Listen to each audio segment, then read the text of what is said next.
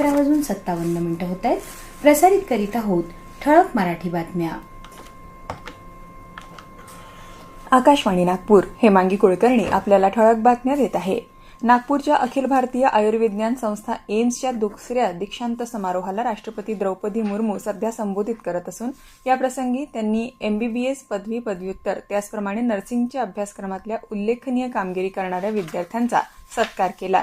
या कार्यक्रमात एकूण 210 विद्यार्थ्यांना एम्सचे अध्यक्ष अनंत पांढरे यांच्याद्वारे दीक्षांत समारोहात पदवी प्रदान करण्यात आली.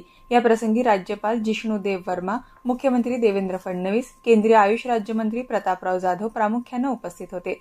2014 पासून MBBS पदवी आणि पदव्युत्तर जागांची संख्या दुप्पट झाली असून आता देशात एम्सची संख्या 23 झाली असल्याची माहिती प्रतापराव जाधव यांनी दिली. आज राष्ट्रपतींच्या हस्ते 8 जणांना सुवर्ण पदक प्रदान करण्यात आलं. त्यापैकी 6 जण या मुली आहेत.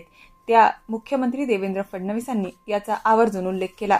तसंच संध्याकाळी राष्ट्रपती द्रौपदी मुर्मू नागपूरच्या राष्ट्रीय प्रत्यक्ष कर अकादमी NADT इथं भारतीय राजस्व सेवा आयकरच्या 78व्या बॅचच्या अधिकारी प्रशिक्षणार्थींच्या प्रशिक्षण समारोप समारंभाला उपस्थित राहणार आहे. NADT मधील कार्यक्रमात 130 अधिकारी प्रशिक्षणार्थींच्या 16 महिन्याच्या सेवापूर्व प्रशिक्षणाचा समारोप होणार आहे.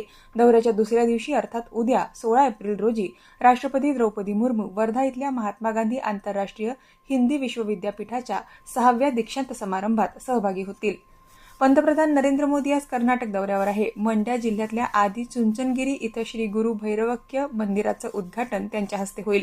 माजी पंतप्रधान HD देवेगौडा यांच्या उपस्थितीत सौंदर्य लहरी आणि शिव महिमा स्तोत्रम या पुस्तकांचं प्रकाशनही होणार आहे.